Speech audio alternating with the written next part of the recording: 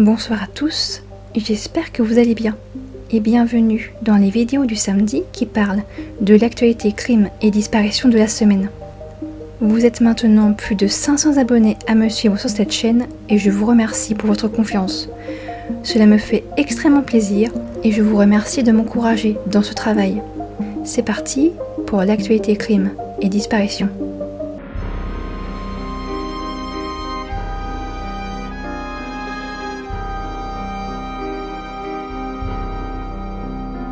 La mort de Sophie Le Tan.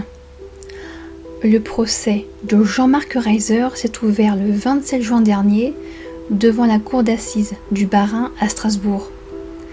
Il est accusé d'avoir tué la jeune Sophie Le Tan, 20 ans, dans l'appartement qu'il proposait en location à la rue de la Perle à Schiltigheim, le 7 septembre 2018.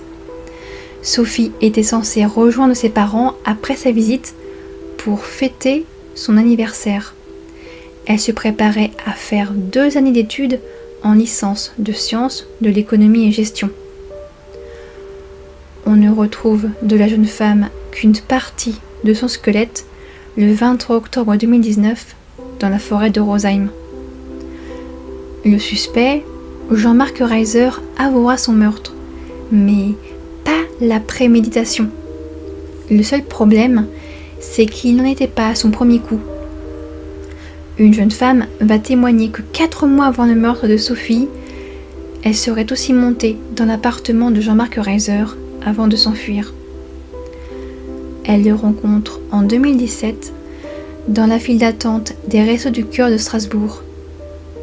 Il est très intrusif, lui pose beaucoup de questions et devient très insistant.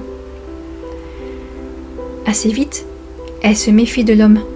Mais un soir particulièrement glacial, elle accepte à contre-cœur qu'il la ramène chez elle. Il va faire des détours, prendre plein de petites rues. Elle va commencer à s'inquiéter et insister pour qu'il la ramène chez elle. Arrivé devant son immeuble, il insiste pour la raccompagner à son appartement. Elle va tenter un coup de bluff. Ils rentrent ensemble dans l'ascenseur, elle appuie sur un bouton du mauvais étage, sort en courant de l'ascenseur et pendant que les portes se referment, court dans les escaliers se réfugier dans son appartement. Et elle va bloquer le numéro de portable de Jean-Marc Reiser. La victime va penser que Jean-Marc Reiser l'a oublié, mais plusieurs mois plus tard, il parvient à la recontacter via un autre numéro de téléphone. La jeune femme est sur le point de partir sur Paris, elle cherche encore un appartement et il va lui proposer de stocker ses affaires à la cave. Mais pour lui, il y en a trop à son goût et malheureusement, elle va devoir en jeter. Arrivée à son immeuble, avant de descendre la cave, il lui propose de monter boire un verre. Elle accepte avec méfiance car elle en est sûre, tout peut arriver. Elle va donc se servir avec une bouteille qui n'a pas été ouverte au préalable. Et cela va mettre Jean-Marc Reiser très en colère. Elle parvient malgré tout à le manipuler un petit peu et à prendre la fuite en laissant ses bagages dans son appartement. Jean-Marc Reiser acceptera qu'elle les récupère seulement si elle est seule et en pleine nuit. La victime, Betsy Williams Iwiwu, a écrit un livre qui raconte son histoire avec l'aide de Caroline Reiss, La force de l'instinct. On peut donc faire un rapprochement avec un modus operandi un petit peu différent avec Sophie Le Tan, où il ne suit plus sa proie pendant des semaines avant de tenter de passer à l'acte. Jean-Marc Reiser a énormément changé sa version des faits, car dans son appartement, on va trouver des traces de sang de Sophie Le Tan. En octobre 2018, il va le reconnaître. Sophie Le Tan est allée dans son appartement, mais pas pour le visiter. Il l'a juste croisée par hasard et elle s'est blessée à la main, donc il l'a amenée à son appartement pour la soigner. Et c'est pour cela qu'il y a du sang. Au cours du procès, il va déclarer avoir tenté de la séduire avec des gestes déplacés, en la touchant sans son consentement et en lui prenant la main. Sophie Le Tan aurait réagi violemment, selon ses dires, et ça, il ne l'aurait pas supporté. Il la frappe donc à de nombreuses reprises jusqu'à ce que mort s'ensuive. Puis, il va découper son corps à l'aide d'une scie pour faciliter son transport. Jean-Marc Reiser avait déjà été condamné à 15 ans en 2002 pour l'enlèvement, la séquestration et l'agression d'une autostoppeuse allemande en 1995 et d'agression sur sa maîtresse en 1996. Pour ce crime, Jean-Marc Reiser est condamné à la prison à perpétuité, assujetti d'une peine de 22 ans de sûreté pour l'assassinat de Sophie Le Tan. La famille espère que cette affaire sera une prise de conscience en ce qui concerne les multirécidivistes. Une autre affaire de disparition aurait pu être imputée à Jean-Marc Reiser, mais il a été définitivement acquitté, faute de preuves. Cette disparition, c'est celle de Françoise Aumann, 23 ans, survenue le 8 septembre 1987 à Strasbourg. La jeune femme faisait du porte-à-porte pour vendre des aspirateurs et son dernier client était Jean-Marc Reiser. Il jette sa fille du haut du pont. Le mardi 28 juin dernier, une jeune fille de 18 ans, Célène, fait une chute mortelle de 68 mètres depuis le pont de Saint-Nazaire. Son père, âgé de 44 ans, est depuis le 30 juin placé en examen pour assassinat. Il déclare pourtant avoir cherché à simplement empêcher sa fille de sauter du pont. Mais pour d'autres témoins, dont 2 gendarmes en permission, c'est le contraire. Eux affirment avoir vu une voiture s'arrêter à quelques mètres d'eux. Un homme et une jeune fille seraient sortis du véhicule et se seraient dirigés vers le bord du pont. Les 2 gendarmes en permission n'ont pas eu le temps de réagir lorsque l'homme aurait jeté la jeune fille par-dessus le pont.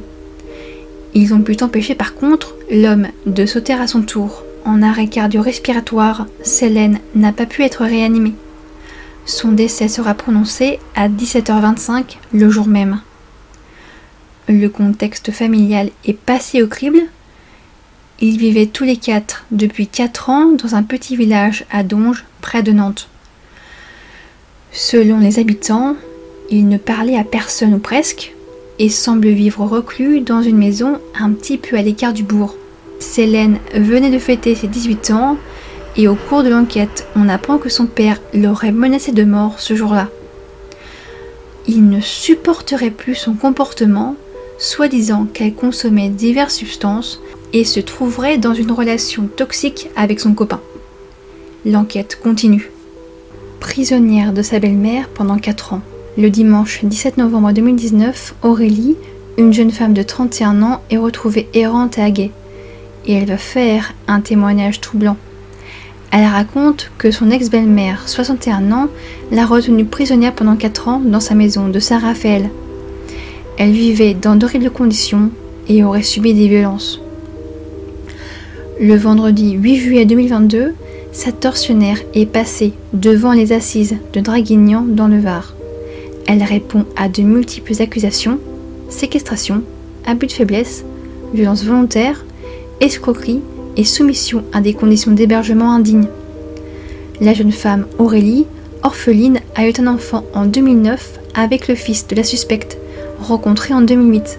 Après leur séparation, Aurélie continue de vivre au domicile familial. La suspecte lui aurait proposé d'adopter le bébé après lui avoir menti sur son état de santé.